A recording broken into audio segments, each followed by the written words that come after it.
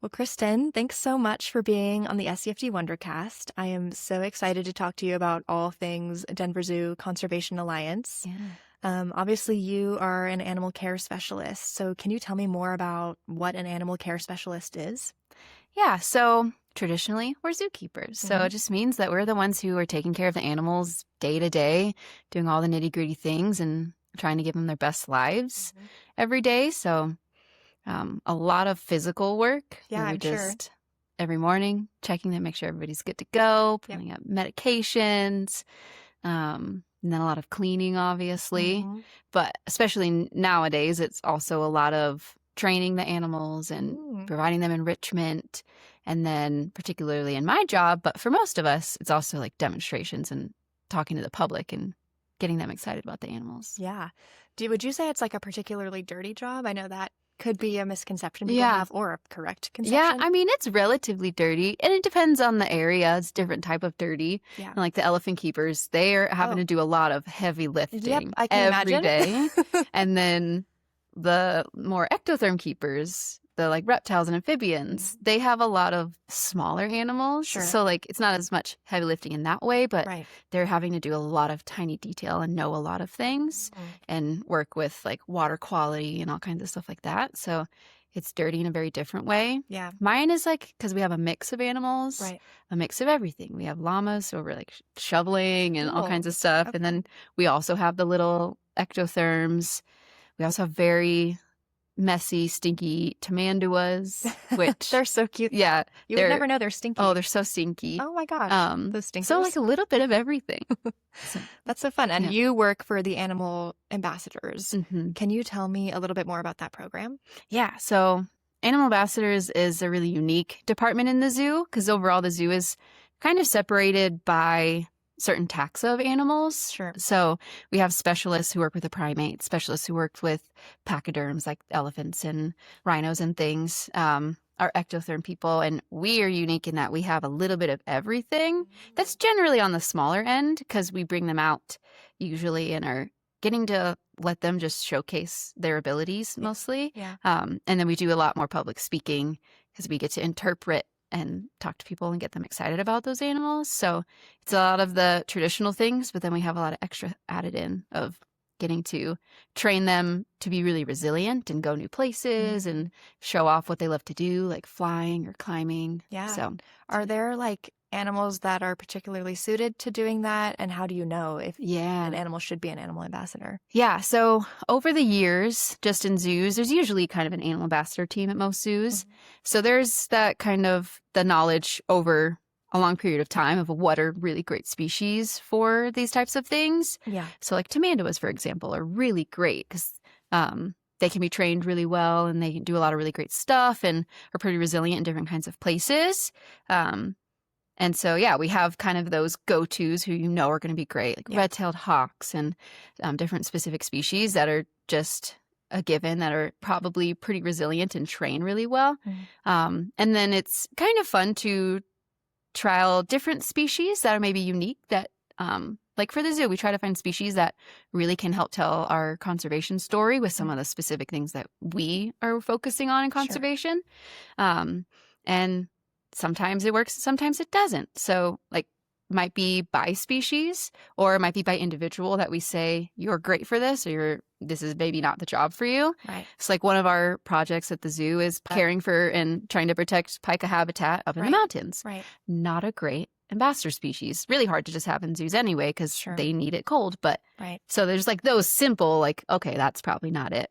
But then it's also by individuals. We have some lizards who we can bring out and do that kind of thing with. And we even have 3 of the same species and each of their individual personalities are so different. Yeah, totally.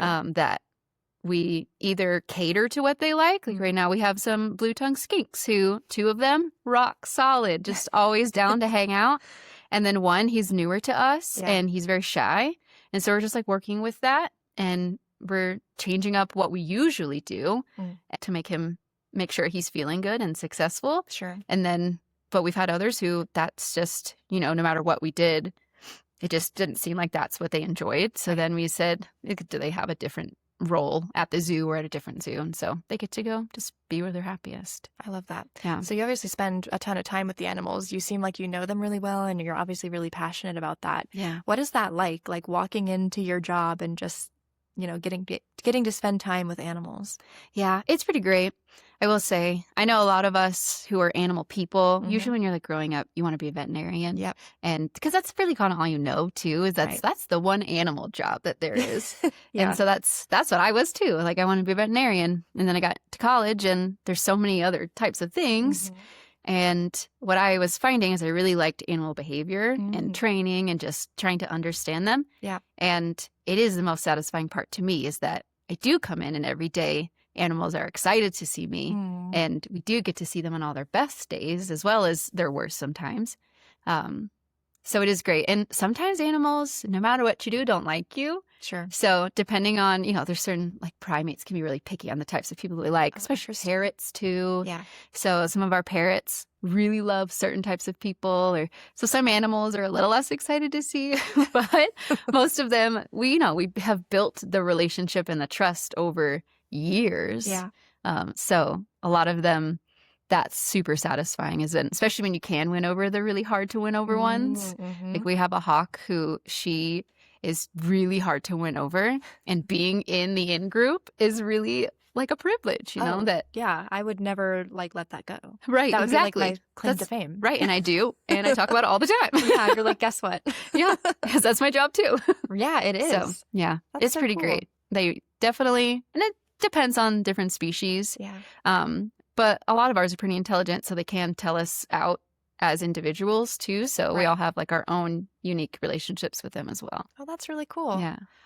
How did you get into becoming an animal ambassador? Like, where did that begin for you? Yeah, it wasn't necessarily like my goal. I just wanted to be a zookeeper in general, once I figured out that was a path and a really satisfying one. Yeah. And usually in this field, you have to start with internships, and it's just really great, especially if you can kind of have a variety of different internship experiences. Yeah. Because everything is so different. Like working with primates is very different than working with carnivores. It's I can all, imagine. and you kind of have to find out where like your personality might fit with that type of care or animals. Yeah. So I was doing that, tried different things, and I really like birds. So I got an internship with birds and then got a full-time job with birds in Texas, and I loved it. And then I met my husband at the zoo, my future husband, also a zookeeper. No way. So it's a zookeeper love story. Yeah, it really is. Oh, I love it. He's a reptile guy, ectotherms. Oh, cool. So, yeah, we met there, and then he's from Denver. Okay. And we knew that we would like to probably come back here because I had the inside scoop that it's a great place to work, and they had a great mission and great like conservation that like we would be able to be a part of. Yeah. So we moved here, and then they didn't have a bird job open, and they had an ambassador job, which has birds, but also other things. So I thought I'd like to give that a try if they'd want me. And I did it, and then I never wanted to leave. I love it. So kind of not on purpose, but it's also very satisfying because it's even more so, I think, things that I like to do than just birds. But yeah, it seems like it also keeps every day like it looks a little bit different. You're walking into something new all the time. That probably keeps it very interesting. Yes, it's never the same, which is, just animals in general. Yeah. But there's still some like good routines you can get into. But yeah, with us, we kind of have our go-to demos every day that we try to get to, but we also have a lot of extra different things we do. And we all are very flexible, kind of have to be, especially in our job. So we all really enjoy moving around and working with the different animals every day because there's so many in our department. There's definitely over 100, and not including like we have insect colonies. So don't include those hundreds. Sure. But but yeah, there's a lot, and so we separate it out every day. Every day, but we all really enjoy working with all of them. So we get to rotate through and spend time with everybody. So have fun. Yeah. It definitely is every day. Don't know exactly what you're getting into. I love that. Yeah. Do you want to? We have a special guest with us, Angie, the snake. Would you like to take her out and we can talk a little bit more about the ambassadors? Yes. Yay, have fun. I particularly brought her because I love her. Angie is a star. For our listeners, Krystin is reaching inside of a cooler, and she's just brought out a large brown dappled snake. Yeah. So Angie is an Angolan python. Okay. And so if people are familiar with ball pythons, it's kind of a common, pet python species. Okay. They're similar. They're really closely related, but they are from a different area in Africa. It's much drier and a little bit like sandy and rockier. Mm-hmm. So she's got some different adaptations that make her, to me, like even cuter. And she's a unique species to have. So ball pythons are pretty common now because they are such a like really friendly and docile type of snake to have. And we have those two in ambassadors because they do. They really like to just hang out in your hands and they don't mind interacting with different things. But Angie, being an Angolan python, they are not a common species to have, even in zoos. Oh, wow. So they're just really not common because that area that they're originally from, Angola, is war-torn or has been in the past. Right. Mm-hmm. And the specific type of habitat they like has many landmines that are still like just resting under the ground. Yeah. So they just, they're not really a really common one to find. So I love to bring her because she's just as cute. She's got these googly eyes. I see them. They're so cute. Yeah, they really stick out of her head. She's got heat-sensing pits there, which are the kind of the holes above her upper lip. And then her scales, in general, most like snake scales overlap as they go down their body. But they have scales that are more beaded, and you can feel her if you'd like. Can I? Yeah. Okay, is it a two-finger touch? I feel like I'm remembering this. That's perfect. Yeah, and we just, because she's not as, usually we have people like pet them towards their tail because it's overlapping and we think that feels best. You see how it's more beaded? And it's, in general, snakes are so wonderful to hold because they feel so nice. They're not slimy. They're dry and smooth. She's making this chair her tree and holding on. Perfect. No, she should make herself at home. She is. I think she is. So because it's so dry there and more sandy, she wants to make sure that there's no chance of like dirt and things getting in between her scales, and it helps keep a lot of her moisture internal by not having anywhere for it to come out. Wow. What about, like, why is this species so friendly? Is there any, like, reason, or is it just their personality naturally? So this is definitely a case of personality. Yeah. Where we got very lucky. She has a great personality. She is a star. It doesn't always work out that way. You never really know until you get to understand them and like, learn all their quirks and things. So she does great. She's a little bit more shy when it comes to being in her home because that's her safe space. Yeah. So we have to make sure that we give her a heads up when we're opening her enclosure just so she doesn't startle. Okay. What does that look like? She might just rear back, like bring her head back in towards her body and into her hide. Because a lot of times she does like to sit with her head just outside her house because they like to be kind of undercover and feel it out. Yeah, like tight and enclosed, and then they feel safe. Cute. But she'll usually stick her head out and watch what's going on in the room. So if she gets spooked, she might just all the way go into her hide. Yeah. It's also hard to tell because snakes don't have eyelids. Oh. So when they sleep with their eyes open. They're just, their brains are kind of shut down. Huh. So we also try to make sure we give them a heads up. They feel vibrations really well. They don't hear quite like us. They don't hear with the same things. But so usually, we give a little tap, let them know we're around. And then she's great. This might be a silly question, but are snakes nocturnal? Yeah, generally, it's a pretty good rule of thumb. Most of them are nocturnal. Okay. They'll still do what they need to during the day, particularly to help, regulate their body temperature and things. So the daytime is when it's getting really warm. So sometimes if they really need to warm up, they'll go out and do what they need. Right. That's also when you see snakes, because they do like to generally be more active at night. If you're driving on roads when it's been warm out during the day and the roads have soaked in a lot of the heat, they'll come out at night and sit on the roads to warm up because it's perfect time. There's less things to worry about, less predators, but it's nice and warm. Cozy. Yeah. So we do also like to put cameras on the animals when we can, especially those nocturnal ones, because we see them during the day. And yes, we ask them to come out sometimes and do things with us. But overall, they still are pretty low key. They're just sleeping most of the day. even like our porcupines and the tamanduas and Oh, things, yeah. Mhm. they're still nocturnal. We just ask them to come out for, a couple minutes here and there. Sure. And then they get to nap the day away. Yeah, and- but we like to put cameras on them so we get to get a full picture of like, are you enjoying your life? What are you Yeah. doing at What's night? going on Yeah. then? Yeah. And That's it's really fun to cool. see. They do so much at night. I bet. So I'm sure you run into this a lot. Like, I think a lot of people are scared of snakes. Yeah. So as like the animal care specialist, how do you kind of navigate like bringing a snake into an environment where people might be scared of them? And like, what does it look like to help people alleviate that fear? Yeah.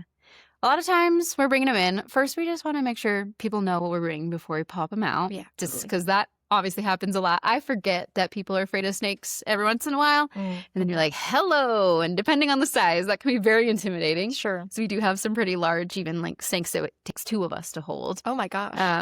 Wow. So yeah, we always give people a heads up, and I never try to make people feel bad for being afraid of snakes. Yeah.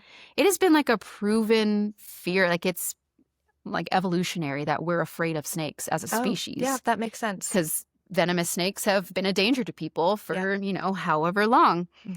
So I always tell people like, that's pretty normal to be afraid of snakes. But then the main thing that we've found is the most effective at getting people to appreciate them more is getting to know them as individuals and to help people realize that they do have like personalities and find the ways that they can relate to us. Because I do think a lot of it is they're a little bit unrelatable.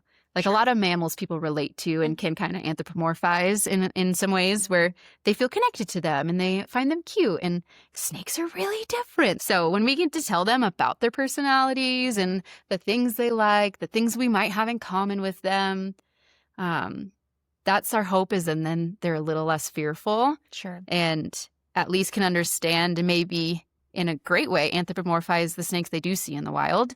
Like they're not trying to come for you. We're big and scary to them. Right. So the best thing, is just give them space and let our snakes that we find in our yards and things, just let them be and let them do the hard work because they're getting rid of, mice and stuff. So Very true. that's the aim generally, is make them at least understand the individuals. Then maybe that'll relate to snakes wherever they see them. Yeah, I think that makes a lot of sense. I think it's a really good way to approach it because a lot of people will never in their lives come across a random snake. Yeah, right? Like they're probably pretty elusive, and same with all the other animals you work with too. Yeah. Like a tamandua. You'll never see. Who would ever? Yeah, what's happening there? So I think that's nice that you give people an opportunity to come in contact with the animals and build connections with them. One of my favorite things is we have a great group of native animals to Colorado. And that is my favorite thing is like, you don't always get to see animals, especially if you live in the city or something. And they still are around. So we have a skunk who's one of my favorites. And usually you either aren't seeing skunks at all or you're having a bad interaction with the skunk, or our bull snake and things. So yeah, I love to bring things that they could potentially run into or know that they're around and get to see them up close and like really appreciate them because I think our native animals are underappreciated. And what are some examples of native animals that you would introduce people to? Yeah, so some of my favorites are our bull snake. Okay. So they're a snake that gets really, really large, so extra intimidating. Not quite as girthy and thick as Angie, but they can get really long, like 5-7 feet. Oh my god! Wow. So yeah, pretty intimidating if you run into it. And I know through meeting a lot of people at the zoo, a lot of people have seen them. Yeah. So I'd love to bring him out and show people up close, just because in general you don't want to get close to a snake, right? To give them space and to protect yourself. So you don't get to appreciate, all the detail that you're seeing and stuff. So I love that. Our skunk, because skunks are adorable. They're so smart, so cute.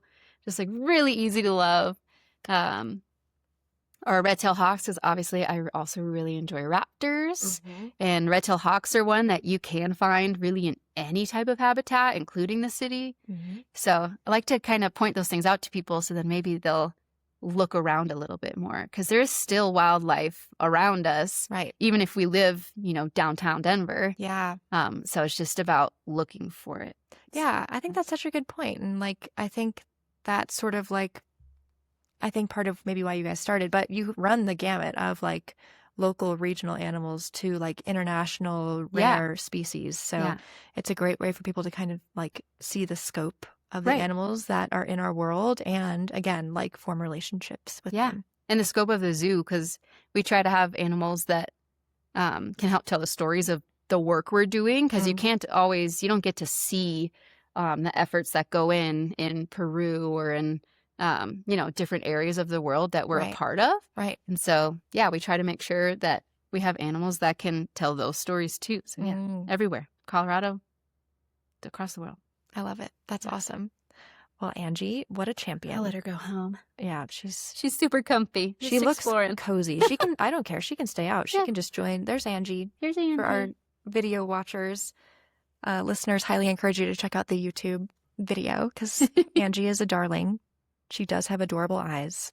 How cool. Well, thanks for bringing Angie. No problem. I want to know more about you and where you come from. And again, like more about your passion for animals. Where are you from? I'm a military brat. I've lived in Texas and overseas for most of my childhood in Europe. And then I went to school in Illinois and Missouri and then met my husband in Texas and who brought me here. And it was great because I didn't have ties really anywhere. So and is Denver home now? Now Denver is home and he can't get me to leave no matter what he does. You're like, I'm sorry. Yeah, no, this is it. I love it here. So I love that. Yeah. I did not have necessarily a goal end in mind. Right. Other than, working with animals, whatever that ended up looking like. So I just needed to do that. And I get that now. And I also am a falconer now because that's so cool. I obviously don't get enough of it at work. I have to go home and do it too. But we do that a lot on the weekends. Oh, how fun. Yeah, every day. Does your husband do that too? He joins me in it. I think we'll get him to be a falconer here one of these days. Because, we like to go out and he helps flush the animals and I have the hawk flying around. But he's a reptile guy, so we also go herping a lot, which is, looking for reptiles and amphibians. Herping. Yes, herping. Oh, what does it mean, herping? Like herps and like herpetological is really those like reptiles and like turtles, lizards, snakes, amphibians, all those kind of ectotherms. Sure. So we go out looking for those. Usually it's turtles because we really enjoy turtles. Love a turtle. Yeah. I mean, they're a really great gateway reptile because I don't know anyone who doesn't like turtles. You might not like snakes or lizards, but turtles are chill. They're much easier to love a turtle. Going back to the Animal Ambassador program, how do you all kind of work together as a team to tell the stories of the animals you're working with? Like, what does that look like interacting with the public on a day-to-day basis? Yeah. So we do get a lot of training in public speaking and in interpreting with a purpose, because a lot of us get into this with our own specific passions, and a lot of it is we do love knowing about these animals and all their facts and all their adaptations that make them unique, and we find that really interesting. Or they're training, really into training or specific things. Right. And it's bringing all that passion and funneling to a way that guests understand or they care about, because not everyone wants to hear the 84 facts or adaptations of sloth, because sloths have some pretty amazing adaptations, but not everyone just wants to hear facts at them. Sure. And even if they do, that doesn't necessarily get the zoo's mission across of how we can take care of animals or what we can all do on an individual basis. Right. So we work really hard on coming up with like a collective theme. And every year we might switch it up about how we're going to get there. It's like this year we just tried to tell our individual animal stories. Like I said, people really seem to relate to and connect with learning about an individual animal story. Right. And just what their day-to-day looks like and their personalities and their quirks and stuff. So we'll pick a specific avenue. And even if we have different relationships with them, we can talk about those. And that's been a great way to connect with people. So we all have that general basis of what we're going to be saying. Right. But we all might do it a little bit different, or we all have different relationships with the animals. So we might pick different animals that are our main passions. Like I'm always going to pick a hawk and a snake and a skunk. It makes sense. Those are my loves.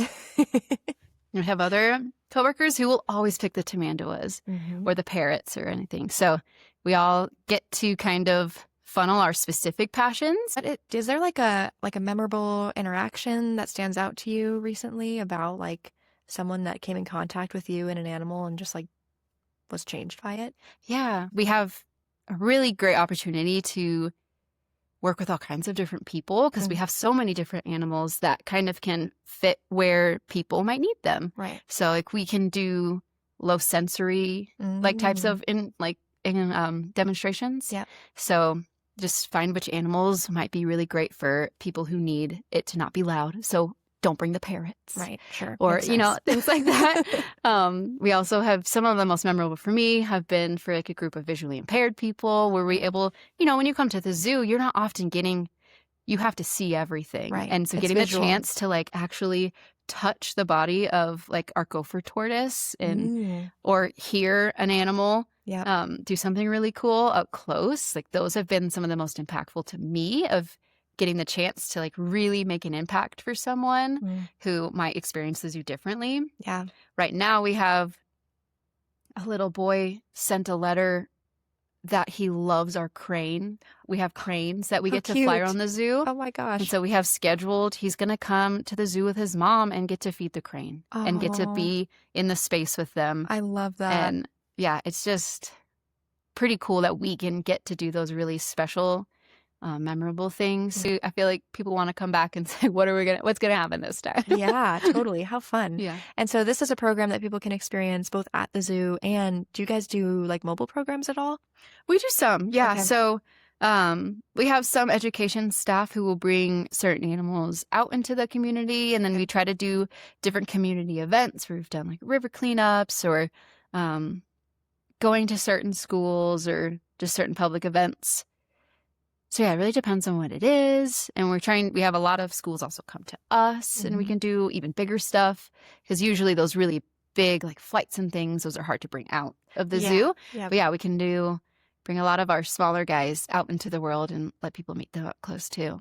That's really cool. That's so fun. There's an opportunity for everybody to get involved. There is. What would you say to people who like maybe don't consider themselves animal people? Like how do you get them to want to be involved in the zoo and all of the wonderful things that animals have to offer? Yeah. I mean, the zoo is just a fun place to be regardless. And they've put a ton of work, like our events team and stuff of just different things throughout the year that are just fun and don't even necessarily always need an animal experience happening in that moment, but they make the zoo a really fun place to be.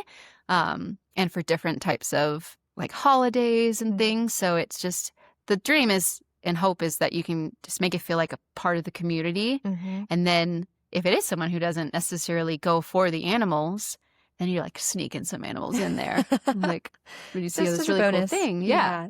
And that's kind of where we like to think is we're kind of that bridge of, you might not care about something over here, but when we can have the opportunity to talk about it and stop for a second and give you insight into why it is a little cool, then I feel like we've done our job. Right. So, yeah, it was just a good time. And they put a lot of work into some of the different events throughout the year. Yeah, there's always something going on, which is awesome. And you guys have free days, so like there's tons of ways for people to go. And like I think it's coming up a lot these days, the topic of like third places, right? Like places outside of your home and work where you can go and just like be in community and be with each other. Right. And I think the zoo and like many of the organizations that SCFD funds all kind of provide that, which I think is really cool and something that we need. Yeah, definitely. That's the dream, is that it's just like another safe space to get to be yourself and celebrate the things you want to celebrate. Yeah, we're just trying to make it a home for people. And we do and see that a lot. We have a great membership at the zoo where people do want to come back. And I feel like we see that a lot. Our membership is really high and it's a great way to support the zoo. And yeah, then you just get to come all the time. So there's so many people at the zoo that I do see over and over again. You're like, hello again. Yeah. That's so fun. Let's teach you something new. Yeah, the regulars. No, that's so fun. Are there any other ways that people can support either you as an animal care specialist or the zoo as a whole? I think, like we were saying about being a member, just coming to the zoo, I don't think people realize how impactful that is to just supporting all of the work. All of that goes to caring for the animals here, but also the conservation projects everywhere. So it really is, honestly, as easy as that, is just coming, getting a membership if you feel like you want to come a second or third time. It's so easy to do those kinds of things. And then, yeah, supporting us as animal care staff is just being excited about the animals and thoughtful when you're walking around with them. That's great. That's big. But yeah, realizing that we really care about these animals, and there's always a little bit of stigma around zoos, and realizing the amount of effort that goes into caring for them every day, from the biggest elephant to the tiniest frog or fish. We have, thinking of tiny things, we have a scorpion with tiny, tiny babies right now. Gosh. And Wow. we put as much effort into the tiny things as we do the big ones. And we care so deeply about these things because, we're with them more than we are our own pets at home. Yeah. It's like these are our coworkers and our friends. And so, but yeah, just realizing that we really do care. And so we want to get people excited too. Yeah. Well, I'm excited. I want to go to the zoo right now and see the baby scorpions. Let's do it. Okay, fine. Right after this. Hop in the van. Right? Let's okay. go. Let's go.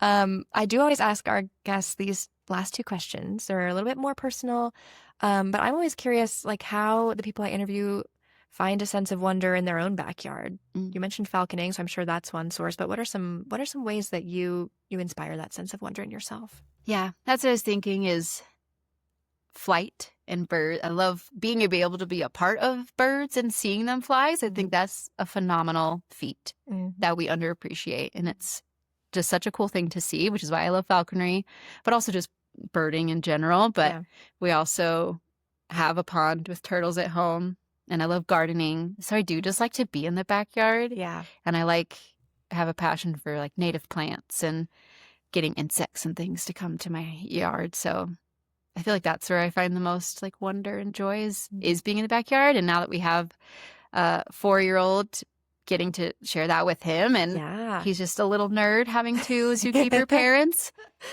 He probably knows so many animal facts. He knows a lot of things. He's a bit of a know-it-all now, but I think that wonder, like getting to pass that on, has been like some of the best things in my life. So yeah, I can imagine. That sounds amazing. Yeah. But I guess, are there places you go, or like, I don't know, like we obviously fund arts and culture and science organizations. Are there other places you like to go to help inspire that sense of wonder as well? We love the Botanic Gardens.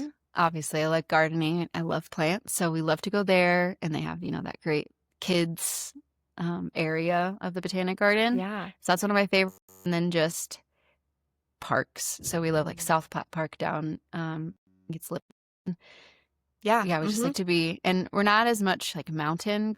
We're not big hikers, because where are all the birds and reptiles? They're not really there. They're not there. We like to come down into the plains. So yeah, we love to be down here, and there's so many like great little nuggets of green spaces in Denver. Yeah. Which that's why we love the Botanic Gardens and getting to enjoy those spaces. So those are our go-tos. Yeah, I mean, that seems on brand. And feels like it really is. Yeah.